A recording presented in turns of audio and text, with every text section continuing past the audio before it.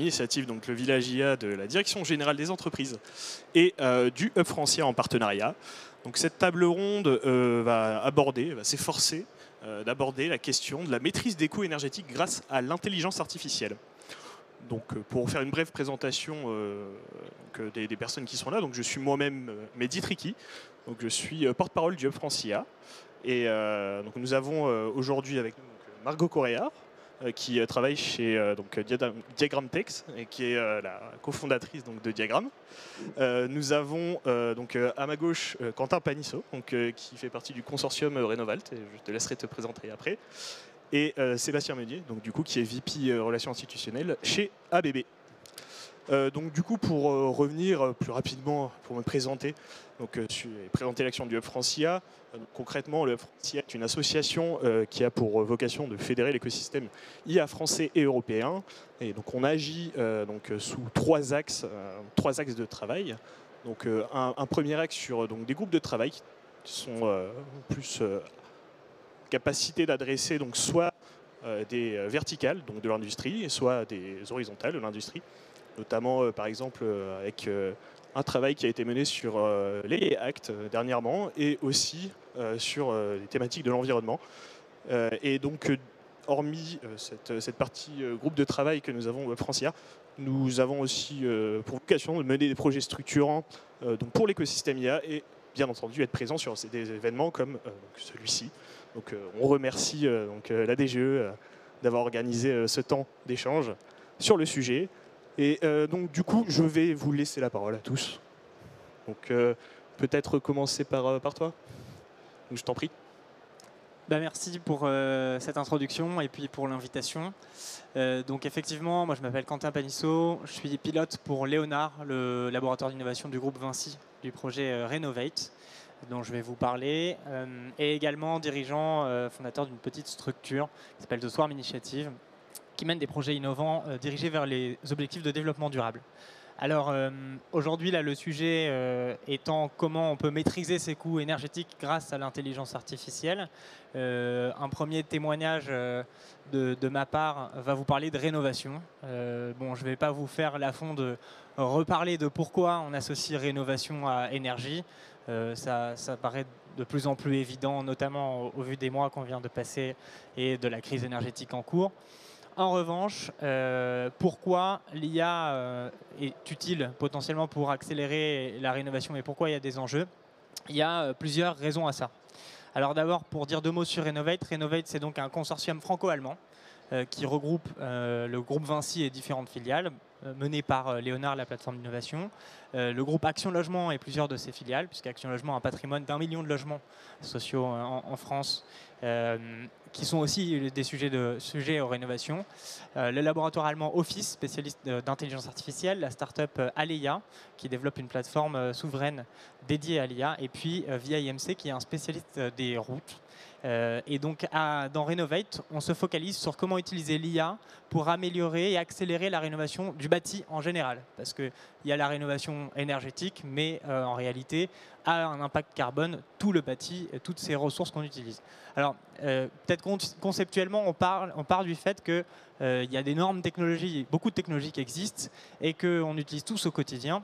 Moi, j'aime bien prendre l'exemple de notre smartphone ou sur les réseaux sociaux, sur nos recherches, on se fait shooter des recommandations, on se fait influencer en permanence sur avec qui on doit se connecter, quels produits on nous suggère d'acheter.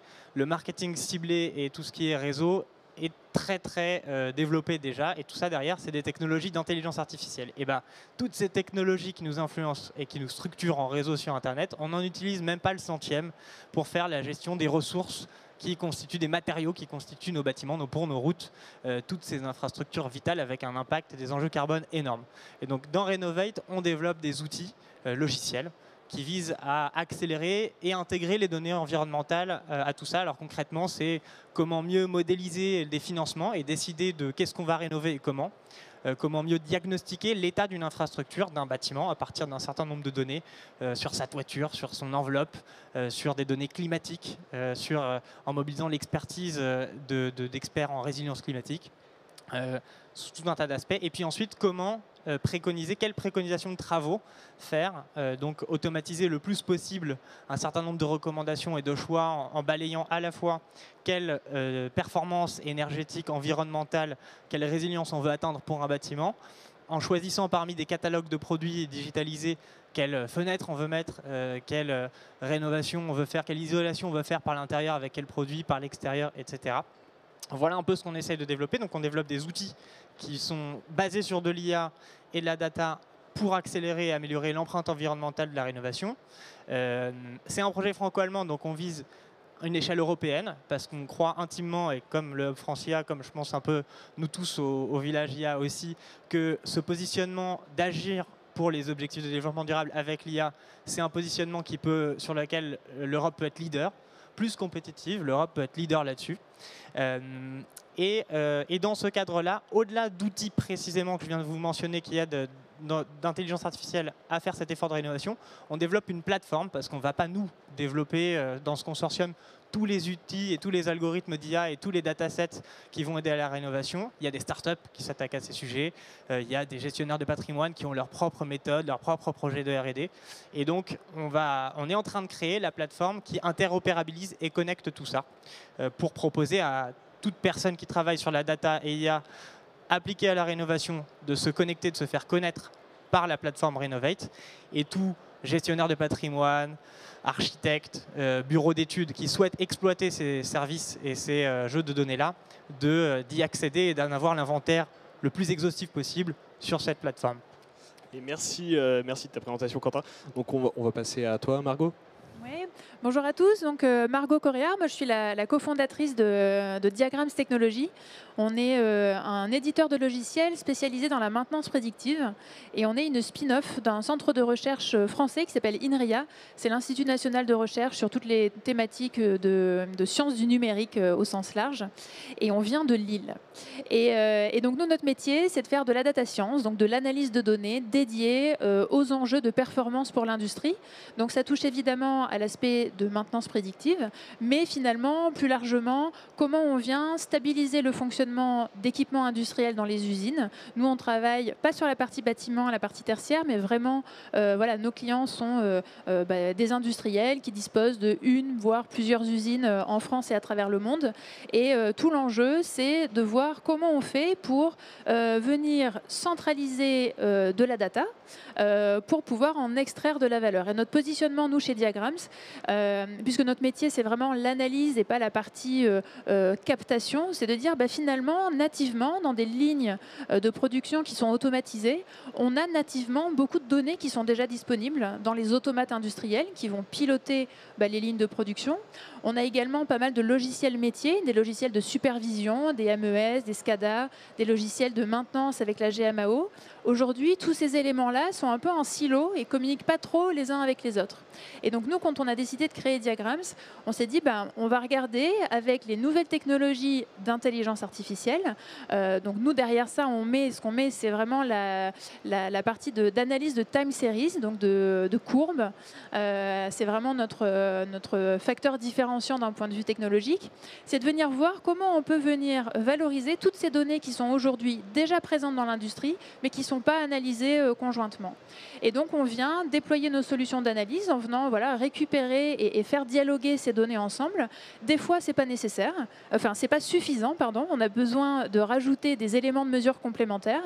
Et donc là, on va travailler avec d'autres acteurs qui vont positionner des capteurs dédiés. Et donc, tout ça, pour nous, l'objectif, c'est vraiment d'adresser cette notion de performance. Et aujourd'hui, dans le contexte actuel de nécessité de faire attention à ces factures énergétiques, mais également au nouveau contexte de production où les industriels ont besoin d'avoir plus de flexibilité dans leur production, de pouvoir faire des petites séries.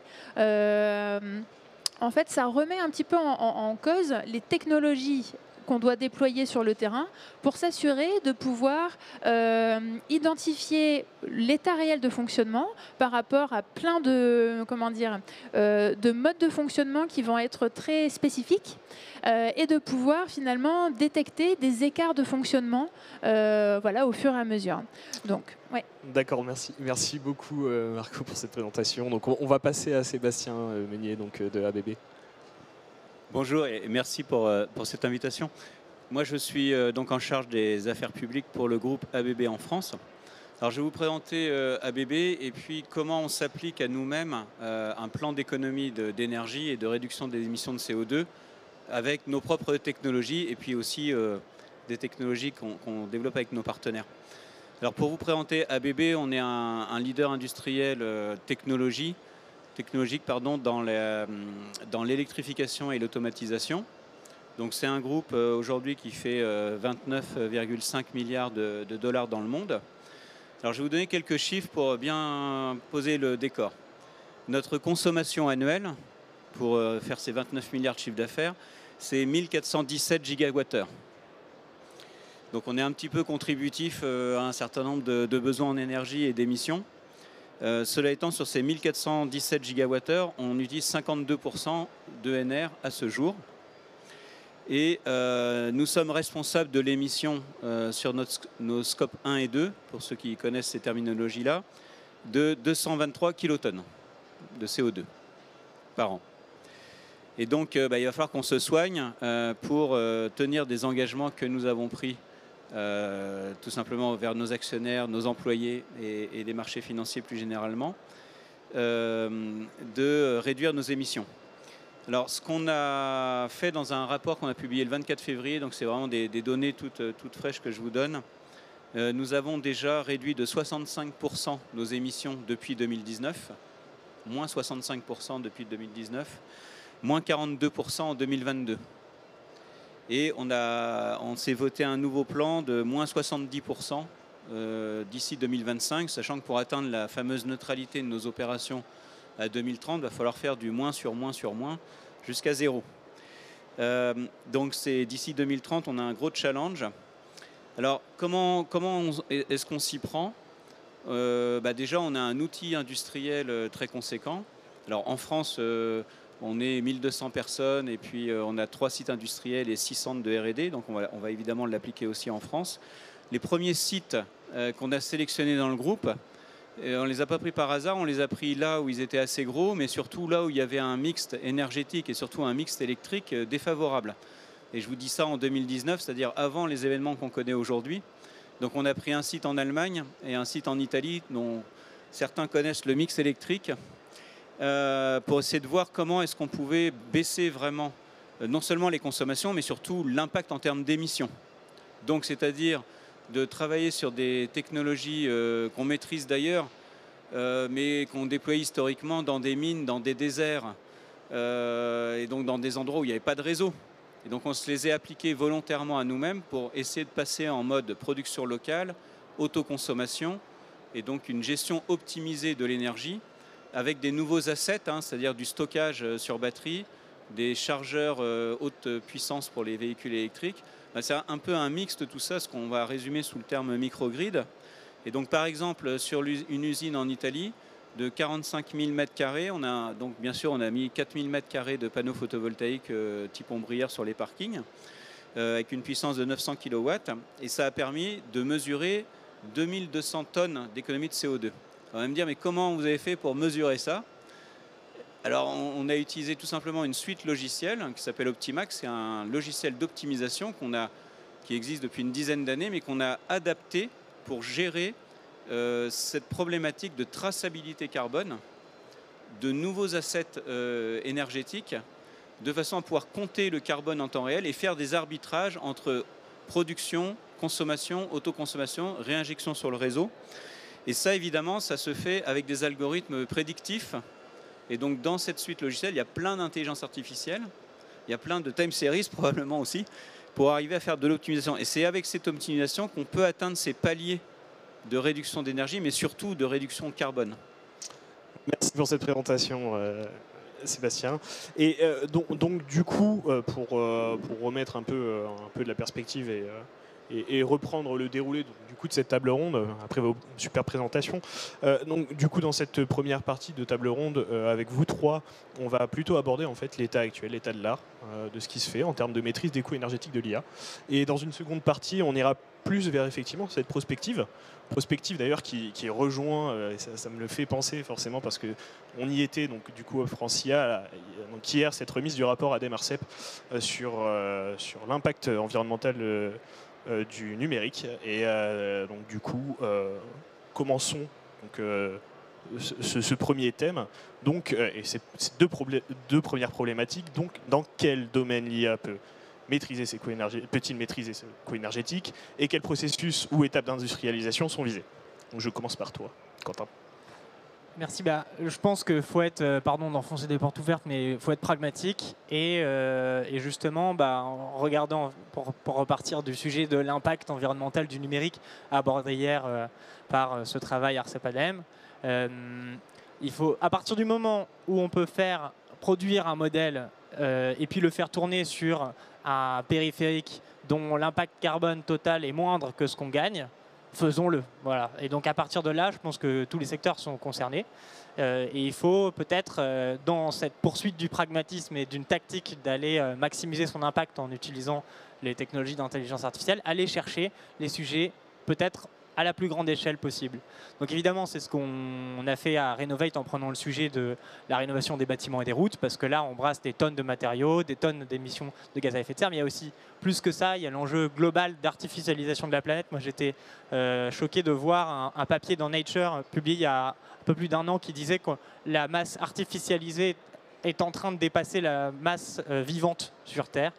C'est un chiffre qui me semble encore plus choquant que c'est une histoire de 1,1 tératonne, cette masse, encore plus choquant que les émissions de gaz à effet de serre, conso énergétique, etc. Donc il faut être extrêmement tactique par rapport à ça et prendre tous ces sujets. Ça peut être intéressant peut-être, si on peut faire tourner sur une petite carte un algorithme qui permet d'améliorer, d'optimiser la consommation d'un four de céramique et que ça vaut le coup, faisons-le.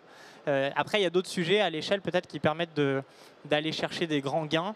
Donc pour Renovate, sur la partie optimisation de la rénovation de logements, pour un budget de 8 millions d'euros au total, on va aller chercher 0,02% de la consommation d'énergie en France. Donc ça, c'est un ROI intéressant à aller chercher. Globalement, il y a d'autres sujets aussi à aller chercher. Par exemple, dans mon entreprise, là, on est en train d'explorer un sujet sur les stratégies d'énergie territoriale. Donc là, vous voyez qu'il peut aussi y avoir des sujets algorithmiques, puisque globalement, avec la crise énergétique, on est en train de déployer différents moyens. On rénove, on développe nos capacités de production d'énergie renouvelable, on fait des actions de sensibilisation à la sobriété. Là, il y a des algorithmes d'intelligence artificielle, au-delà du prédictif, au-delà des mécanismes classiques, j'ai envie de dire, qu'on utilise, qu'on appelle, il y a d'autres algos qu'on appelle dans la catégorie d'apprentissage par renforcement, reinforcement learning, on en a un peu parlé ce matin, qui peuvent être utilisés pour simuler des solutions à un problème contraint. Et donc, par exemple, un autre sujet, un autre domaine, donc l'énergie, le pilotage de l'énergie à l'échelle d'un territoire régional, national, peut-être même plus large, c'est aussi quelque chose où moi je pense qu'il est pragmatique d'aller appliquer et d'aller développer ces nouvelles technologies pour, au final, parce que si on est capable sur quelques serveurs de faire tourner un modèle qui peut optimiser quelques pourcents d'un système qui brasse l'énergie à cette échelle-là, c'est là qu'il fait sens, à mon sens, d'attaquer un petit peu ce sujet-là. Voilà. Et alors du coup, qu'en pensent nos deux autres invités au final de ce sujet-là ? Je pense qu'en fait l'objectif, alors d'un point de vue de l'industrie, c'est vraiment de consommer le juste nécessaire d'énergie en respectant les contraintes de temps, les contraintes de qualité, les contraintes de sécurité évidemment des opérateurs. Et donc nous, quand on intervient sur ce sujet-là, c'est vraiment à la fois sur la partie utilities dans les usines, donc on parle de climatisation, de chauffage, de ce qui fait tourner finalement l'usine, aussi bien que l'outil de production en tant que tel. Et donc là, l'objectif et le domaine de l'IA, c'est vraiment de pouvoir accompagner les clients pour avoir cette consommation du juste nécessaire. On parle là de consommation d'air comprimé sur des équipements, de la quantité d'eau utilisée pour nettoyer les machines. Et donc tout ça, en fait, on va venir regarder comment les machines fonctionnent en fonction de chaque contexte d'utilisation. C'est très important dans les analyses, à chaque fois, de partir de la réalité qualité. Puisque l'objectif, c'est évidemment d'avoir des technos génériques. Quand on parle d'IA, on rêve d'avoir des choses standardisées. C'est évidemment important. Mais par contre, ce qui est très important, c'est d'avoir quelque chose qui est appliqué aux conditions réelles d'utilisation et à la grande variété de sollicitations des machines. Je parlais tout à l'heure de la flexibilité de production qui est de plus en plus demandée par nos modes de consommation également. Donc l'idée, c'est vraiment d'avoir des technologies qui permettent de prendre ça en compte. Et après, l'autre élément qui est important, c'est, et on le voit chez nos clients, ils ont souvent une vision finalement assez macro, c'est-à-dire qu'on va avoir des compteurs d'énergie un petit peu partout, et donc on va savoir que dans tel bâtiment, j'ai une surconsommation. Donc ça, c'est un premier élément. C'est important, avec des approches data-driven, d'avoir accès à ces informations-là pour savoir quantifier, mesurer ce qui se passe. Mais après, l'objectif, c'est de s'appuyer sur des technologies d'intelligence artificielle pour aller un cran au-delà et passer du macro au micro pour savoir d'où vient le problème. On parle d'un bâtiment, c'est très bien, mais en fait, c'est quel secteur, c'est quelle machine et comment on fait pour résoudre ce problème. L'idée, c'est d'avoir des outils qui soient des outils d'aide à la décision pour pouvoir ensuite actionner quelque chose de très pragmatique dans l'industrie comme dans finalement un peu tout secteur dans la société. Ce qui est important, c'est qu'est-ce qu'on en fait de ces technologies et comment ça nous aide vraiment au quotidien. C'est un peu j'enfonce des portes ouvertes, mais c'est quand même hyper important de le rappeler que la technologie pour la beauté de la science, on s'en fout si ça ne sert pas des humains qui ont un besoin réel d'optimiser et d'actionner quelque chose. Alors l'état de l'art sur l'énergie, on voit au travers de ce qui a été dit que les problèmes à résoudre sont de plus en plus complexes. Alors on nous promet au travers de politiques industrielles très ambitieuses une solution dans le futur qui sera le vecteur énergétique hydrogène. Et alors donc il y a à peu près 3 ans de ça, quand le groupe ABB a regardé le sujet, on s'est dit bon, peut-être que effectivement si on arrive à produire de l'hydrogène dit bas carbone, c'est-à-dire avec une source d'électricité bas carbone par électrolyse de l'eau, et qu'on a la capacité à stocker cet hydrogène, peut-être qu'on peut compenser la variabilité des énergies renouvelables. C'est ce qui a fait un peu le réveil difficile de nos voisins européens et le nôtre aussi à cause de nos petits soucis sur notre parc de production. Et donc, mais pour faire ça, il va falloir atteindre des niveaux de rendement, de durée de fonctionnement, de prévisibilité des coûts, tels qu'on puisse faire vraiment la transition. C'est-à-dire que ce n'est pas l'hydrogène un carburant supplémentaire, et puis en fait on continue comme d'habitude tout le reste. Il faut vraiment qu'on arrive à faire cette transition. Et donc c'est la raison pour laquelle on s'est attaqué au sujet du jumeau numérique de l'électrolyseur. Alors on s'est dit, bon, on ne va pas le faire tout seul parce que c'est trop complexe, on va le faire avec une filiale d'EDF. Et donc c'est ce qu'on a annoncé sur un autre salon il y a quelques jours, sur le salon à Evolution, un partenariat donc avec Dynamics, la filiale d'EDF, pour adapter le logiciel d'optimisation dont je vous parlais tout à l'heure au cas précis de comment on fait pour gérer un électrolyseur. Alors en fait, qu'est-ce qu'on a fait ensemble? On a fait de la modélisation de différentes technologies d'électrolyse, et puis on a fait le jumeau numérique qui correspond, et puis sur ces modèles de modélisation, on a fait tourner des simulations pour pouvoir ensuite faire de la prédiction de quantité de production, mais aussi du prix en fonction d'autres paramètres qui sont extérieurs, comme le prix de l'électricité ou sa disponibilité. Et donc tout ça, on l'a modélisé, on l'a mis dans un logiciel, on a mis en place tous nos algorithmes d'intelligence artificielle pour que, effectivement, un groupe comme EDF puisse disposer finalement d'un operating system de son usine de production d'hydrogène. Et ça, on a un premier cas sur lequel on va le déployer, donc c'est à Auxerre. Ça va servir à alimenter 5 bus en hydrogène. Donc là, on est sur un premier électrolyseur d'1 mégawatt. Et puis peut-être pour certains d'entre vous, vous connaissez la politique industrielle de la France en matière d'électrolyse. Donc on est sur un plan à 6,5 gigawatts d'ici 2030. Et donc on va avoir plein d'écosystèmes territoriaux avec plein d'usines d'électrolyse dont 70% aujourd'hui sont annoncés en dessous de 3 mégawatts. Donc on est un peu dans cet ordre de grandeur. Et quelques méga-électrolyseurs avec une compétition aussi européenne qui va s'installer et transfrontalière où on sait qu'il va y avoir des imports d'hydrogène et des exports d'hydrogène. Et donc à la fin, il y a aussi un système de collecte de données, de collecte des éléments de performance en temps réel de ces usines pour apprendre comment ça fonctionne, les performances d'exploitation, parce qu'à la fin, ce qui est visé, c'est des rendements qui doivent être de l'ordre de 98%. C'est des objectifs industriels qui sont nécessaires pour pouvoir tenir un prix compétitif. Et donc, alors à la fin, peut-être qu'on a évidemment, il faut faire des économies d'énergie, mais surtout, ce qu'il faut, c'est que l'énergie qu'on continue à consommer soit le plus bas carbone possible, et puis surtout aussi qu'on offre des capacités de flexibilité. Et donc, comme là, on est par exemple 6,5 gigawatts d'électrolyseurs, ce sont des puissances pilotables. Puisqu'on peut arrêter et redémarrer. Alors, c'est pas pour faire mumuse avec, mais on voit que là, on est sur des puissances en gigawatts qui sont pilotables, et ça, c'est très important, notamment pour offrir des nouvelles capacités de soutien au réseau. Et donc, on commence à voir apparaître des projets, finalement, de production locale d'hydrogène par ENR, de stockage pour pouvoir réinjecter, par exemple, quand il n'y a pas de vent ou de soleil. Donc ça, c'est très, très important pour... Et si on ne maîtrise pas la technologie au sens logiciel, algorithme prédictif, en fait, même si on tourne des vannes et ça, on ne sait pas le faire à la main, c'est trop compliqué. Merci donc du coup à tous les trois pour ces présentations très concrètes et riches d'enseignements donc du coup sur toutes les applications effectivement qui peuvent être faites de la maîtrise des coûts énergétiques grâce à l'IA.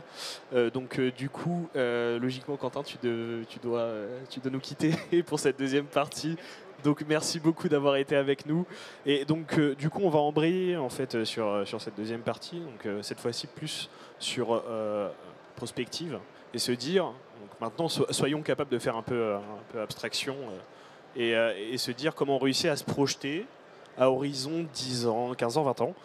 Donc du coup, dans les prochains défis en fait, que l'IA pour l'industrie devra relever donc, sur le sujet de maîtrise des coûts énergétiques de l'IA et potentiellement aussi quelles sont les nouvelles capacités pouvant être imaginées sur le sujet. Alors, je vous donnais un exemple avec EDF pour introduire le fait que dans le futur, on n'imagine pas un seul instant que n'importe quelle compagnie, si grosse soit-elle, alors je vous le dis du haut de 100 000 personnes et 30 milliards de chiffre d'affaires, c'est pas possible d'adresser la complexité de ces sujets-là tout seul. Donc on peut le faire avec des grands groupes, mais on peut le faire aussi avec des startups. Alors je vais plutôt m'attarder là cette fois-ci sur la partie startup. Et donc l'open innovation, ou la façon de co-développer des solutions ensemble, devient un élément très important pour réussir ce futur énergétique. Parce que les problèmes à traiter sont trop complexes. Alors, nous, on développe 3 initiatives qui sont mises à disposition de l'écosystème des startups. Alors là, on est dans le village IA, mais il y a le village startup qui n'est pas très loin. Alors, d'abord, ce qu'on fait, c'est tout simplement que ABB met en place des API et des SDK, pour être un peu technique, donc des moyens d'accès aux données pour que n'importe quel tiers puisse développer sa propre application. Ou dit autrement, qu'une technologie qui a été inventée par une start-up, comment est-ce qu'elle peut l'appliquer en fait sur des parcs de machines puisque l'IA c'est assez virtuel, là il va falloir atterrir dans le monde physique. Et donc pour ça, il y a tout un tas de bibliothèques de description, de SDK, d'API qui sont ouvertes et documentées. La deuxième chose, c'est si jamais c'est vrai qu'on a inventé quelque chose de génial, il reste à le déployer. Et donc pour le déployer, il faut que très rapidement on puisse diffuser cette technologie. Donc là, on a un accélérateur de start-up dédié qui va pouvoir mettre à disposition dans plus de 100 pays dans le monde un écosystème local, de la compétence locale, un accès marché pour ces start-up aussi en local. Alors on a déjà plus de 200 projets accélérés aujourd'hui, avec plus de 140 startups. Donc ce n'est pas un programme dans le futur, mais c'est un programme du futur. Parce qu'encore une fois, si on n'a pas ça, nous on est convaincus qu'on n'y arrivera pas. Et puis le troisième point, c'est tout simplement du fonds d'investissement, parce qu'on sait aussi qu'il va falloir peut-être lever des fonds pour ça. Donc nous, on a un technology venture. On a déjà investi 300 millions d'euros dans des startups aujourd'hui. Donc c'est à la fois quelque chose qu'on fait maintenant, mais dont on pense que c'est nécessaire de continuer d'accélérer. Et alors précisément, une des dernières startups auxquelles on a pris une part de capital, c'est Octogrid, Et donc, figurez-vous que c'est une société qui travaille sur l'amélioration de la gestion de l'énergie avec de l'IA. Donc, bon, c'était un peu le hasard qui faisait ça. Et donc, tout son sujet, c'est l'optimisation de la fiabilité, de la stabilité de l'alimentation électrique. Et au total, donc, c'est l'objectif, ça va toujours dans le même sens de réduire l'empreinte carbone des équipements surveillés. Voilà, donc nous, on pense vraiment que dans le futur, en termes de prospective, il n'y a qu'une coopération en open innovation, en faisant des écosystèmes, en échangeant des technologies, en co-construisant les solutions, qu'on arrivera à résoudre ces problèmes complexes, qui est un autre scénario que celui qui consisterait donc à arrêter. Nous, on préfère continuer et à faire les choses mieux. Écosystème d'ailleurs qui existe, hein, bien entendu, étant donné que le Hub Francia, pour prêcher pour ma paroisse, bien entendu, est un écosystème, bien entendu, qui fait en sorte de faire se rencontrer start-up et grands groupes. Et alors, donc du coup, c'est très intéressant, votre prise de position, et je l'entends tout à fait. Je pose une question donc, sur le sujet, et la recherche.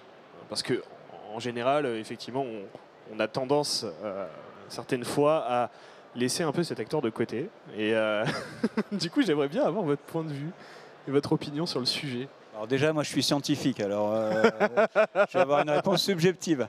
Non, le ABB fait 1,5 milliard de R&D par an. Ouais.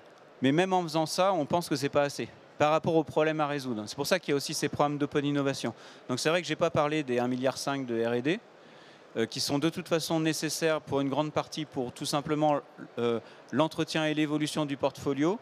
Parce que quand même ce qui s'est passé juste ces 5 dernières années, à peu près, entre 5 à 7 ans, c'est que l'ensemble de l'électromécanique, l'ensemble du salon Global Industrie est passé au numérique. Mais pas en 50 ans, en 5 ans. C'est-à-dire que d'un seul coup, il y a de l'industriel IoT partout. Alors on est passé du PowerPoint, du concept, à il y en a partout. Donc il y a des logiciels partout, il y a des data partout, il y a de l'IA partout, il y a des blockchains, il y a des séries temporelles, etc. Et donc déjà pour un industriel comme nous, si on ne consacre pas une énorme partie, pour ne pas dire 80% de notre R&D sur l'évolution de ce portfolio, pour qu'ils deviennent communicants, connectés, qu'ils produisent de la data, etc. Sauf que pendant ce temps-là, on ne peut pas s'intéresser aux problèmes suivants à résoudre. Et effectivement, en le faisant en écosystème ou en consortium, on a 70 partenariats avec des universités dans le monde et des labos de recherche. Donc la recherche fondamentale, bon, on y tient un peu quand même si effectivement au départ c'est un peu le principe de l'invention, on ne sait pas encore à quoi ça va servir. Bon, c'est comme ça. Donc au final, c'est quand même un coût non négligeable, hein, bien entendu, mais duquel on ne peut pas réellement en fait, se priver. Parce que sinon, pas de recherche fondamentale, pas de recherche de manière générale sur le sujet de l'intelligence artificielle. Dans l'industrie, non. Pas dans l'industrie.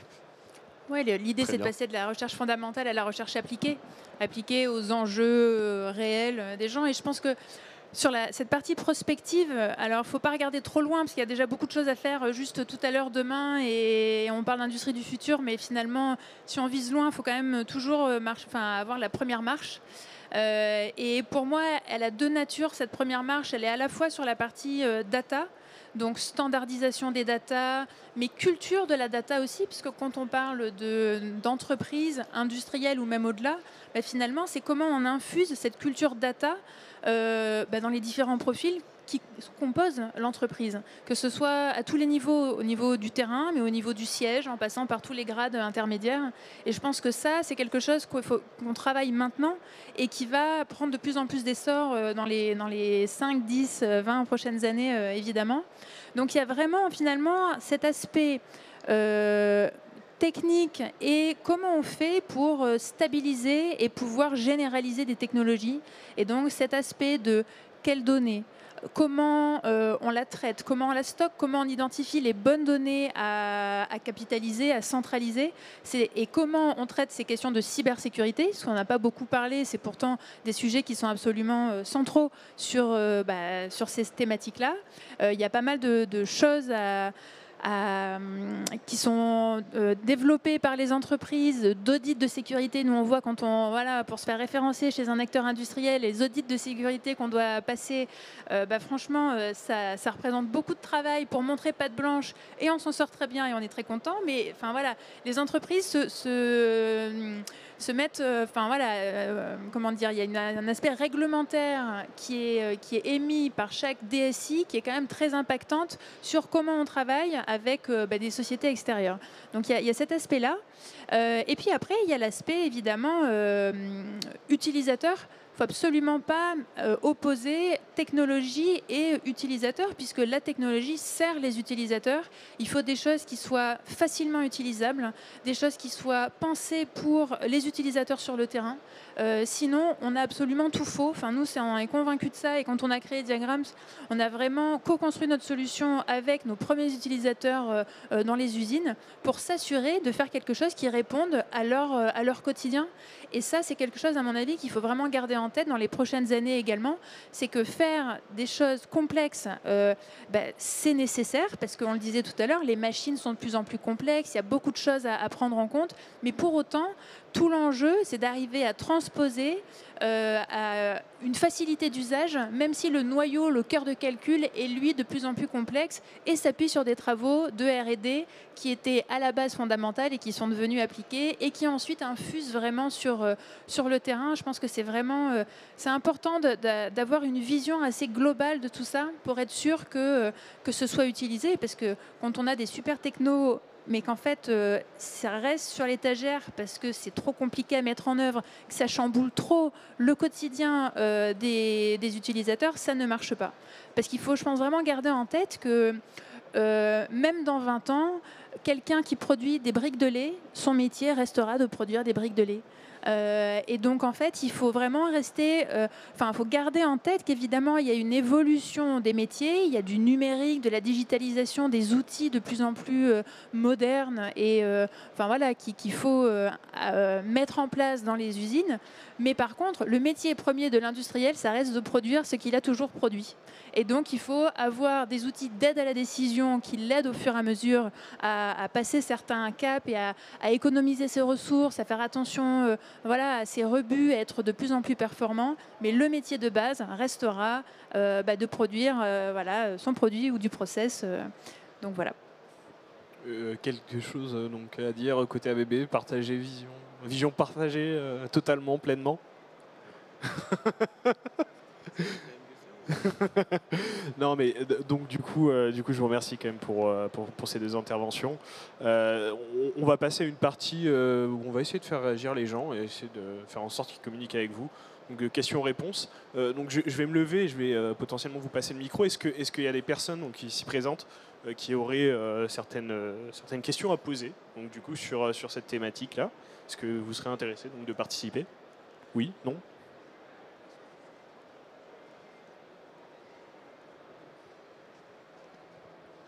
Bonjour. Je vais essayer de poser ma question correctement. Moi, je ne suis pas du tout industriel, je ne travaille pas dans ce monde-là. Je travaille dans les infrastructures de transport. Mais la problématique est la même et l'IA, il y a aussi sa place pour les mêmes raisons. Et quand je vois la question qui est posée à l'écran, je me demande comment est-ce qu'on pose la bonne question à l'IA. Quand on arrive, on a à tous, à divers niveaux, une connaissance du métier qui nous permet d'analyser des données simples, de faire des analyses entre guillemets simples, même si elles ont beaucoup de profondeur. Mais ce qu'on demande à l'IA, c'est de faire des analyses qui nous dépassent. Comment est-ce qu'on pose la bonne question à l'IA? Ou comment est-ce qu'on lui apprend à trouver la bonne question et la bonne réponse? Vous êtes dans quel type de transport? Transport routier et fluviaux. En fait, je fais les infrastructures de transport, des tunnels et des écluses. Alors pour moi, la problématique, elle doit toujours être exprimée par un humain. On ne peut pas demander à l'IA de trouver et la question et la réponse.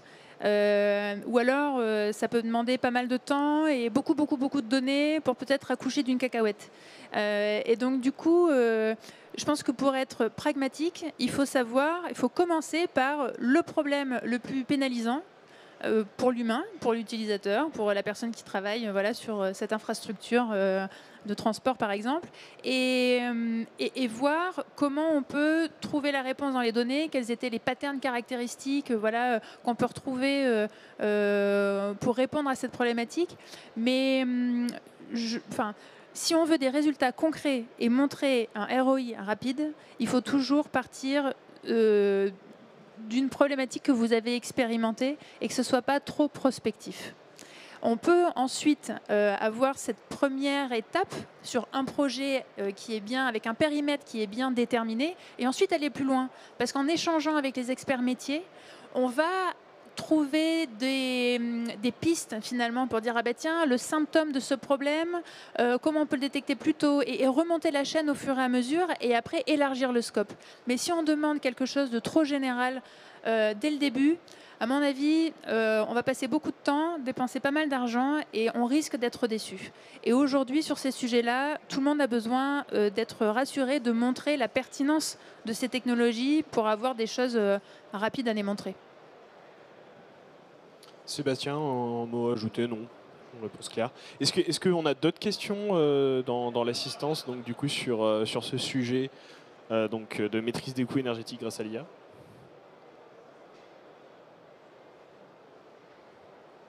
Allez. Bonjour. Est-ce que pour vous, dans l'industrie, ce ne sont que des cas spécifiques qu'on doit traiter procédé par procédé, usine par usine, ou est-ce qu'il y a des choses qui sont généralisables et qui peuvent être déployables à grande échelle? Moi, je pense qu'il y a des choses qui sont évidemment généralisables. Si oui, lesquelles? Déjà, le premier point, c'est, pour rebondir un peu sur ce que disait Margot, c'est ça? Le premier point, c'est quand même la maîtrise des opérations. C'est-à-dire, alors, par série temporelle ou par collection de données, mais c'est déjà d'avoir les informations qui permettent, et ça vaut aussi pour les infrastructures de transport, c'est-à-dire qui permettent de modéliser la façon dont la performance de mon système, et puis les variables en fait qui vont venir influer sur cette performance, y compris son maintien en conditions opérationnelles ou ses évolutions. Et donc c'est un peu toute la thématique de l'industriel IoT, c'est-à-dire de mettre au niveau des organes qui produisent de la donnée, donc des machines, des sous-systèmes, de la remontée d'informations entre guillemets pertinentes. Alors c'est là où on peut arriver effectivement dans les lignes métiers, parce que l'information pertinente pour le process du ciment ou de l'acier ou du verre, c'est pas le même. Mais ça, c'est les lignes métiers qui vont les préciser. Par contre, ce qui est commun, c'est d'avoir effectivement une capacité à collecter ces datas, être capable de les libérer de manière sécurisée pour pouvoir ensuite, avec des calculs, des algorithmes, leur faire des choses. Alors c'est ce qu'on peut généraliser aussi, même si ça fait un peu peur, parce qu'on a peur un peu du concept, c'est quand je dis jumeaux numériques, c'est de modéliser dans le monde virtuel le morceau qui m'intéresse de la réalité physique, c'est-à-dire pas le métavers en entier, mais uniquement la petite verticale qui va me permettre de bien comprendre ce qui s'y passe. Et puis si j'ai bien compris tous les facteurs d'interaction, après, je peux faire mon jeu dans le monde virtuel. Et puis quand j'ai trouvé le bon système d'optimisation, boum, je le descends dans le monde physique et ça marche. Et là, à ce moment-là, on atteint des paliers d'optimisation, de réduction des consommations d'énergie, d'augmentation de la performance du service qu'on va pouvoir offrir à ses clients internes ou externes, qui va être d'un autre niveau. Parce que je ne vais pas finalement juste essayer d'optimiser d'améliorer quelque chose d'existant, je vais aussi le remodéliser, réinventer finalement pour qu'il corresponde mieux à mon usage.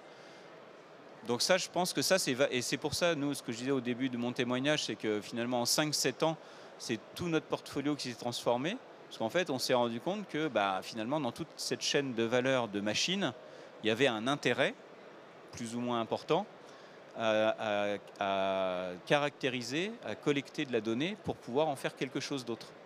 Et c'est ce qu'a donné après des nouvelles technos de type edge computing, calcul en pied de machine, etc., intelligence artificielle, et ainsi de suite.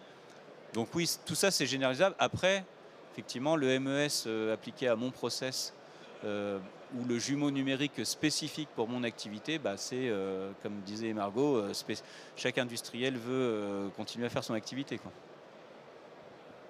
Margot, de ton côté Oui, bah c'est évidemment l'enjeu, hein, c'est de faire des technologies qui soient capables d'être dupliquées et déployées à grande échelle. Après, il faut faire attention aussi au fait que souvent, alors pour donner un exemple concret, on a un client dans l'agroalimentaire, il y a 2 machines exactement de la même marque, de la même année qui sont positionnées côte à côte, et ben elles n'ont pas la même signature. Et donc du coup, en fait, il faut juste faire un apprentissage qui soit dédié à chaque contexte d'utilisation. Et ça, en fait, on arrive très bien à le faire, mais il faut juste avoir la technologie qui permet de le faire. Et évidemment, l'objectif, c'est d'avoir un pipe de collecte de données qui soit standardisé, d'avoir identifié quelles sont les bonnes données à analyser et ensuite avoir des méthodes d'analyse où on ne se base pas uniquement sur un seuil, par exemple, qu'on aurait défini à la main parce que finalement, ça va bien marcher pour une machine et pour la même qui est installée soit juste à côté, soit dans l'usine à 10 000 km, ça sera pas, voilà, la valeur ne sera pas exactement identique. Donc si on cherche une très bonne performance, il faut avoir un apprentissage qui soit qui prenne en compte le contexte réel d'utilisation. Mais je vous rassure, on y arrive très bien. Merci à tous les deux du coup pour ces réponses. Est-ce qu'on a une dernière question? On a le temps encore pour une dernière question et après on va clore donc cette table ronde. Une personne dans l'assistance? Allez. Bon, bah écoutez, si on n'a personne, on va clôturer cette table ronde un peu en amont, mais on vous remercie donc du coup tous les deux et on remercie donc Quentin qui était présent. Donc comme mot de la fin, bien entendu, une thématique et un sujet qui tient à cœur, comme on l'avait dit en début de séance, les acteurs politiques, mais aussi qui est au cœur des sujets, bien entendu, et avant tout de l'écosystème, que ce soit donc grands groupes comme ABB ou alors que ce soit des startups comme Diagrams. Et c'est des sujets aussi donc, au hub Francia qu'on traite, qu'on adresse. Donc c'est ces sujets de maîtrise des coûts énergétiques de l'IA. Donc pour finir, un bref remerciement donc du coup à l'organisation donc de cet événement donc de la part de la DGE et à vous deux donc qui êtes présents autour de cette table avec nous. Merci. Merci beaucoup. Merci.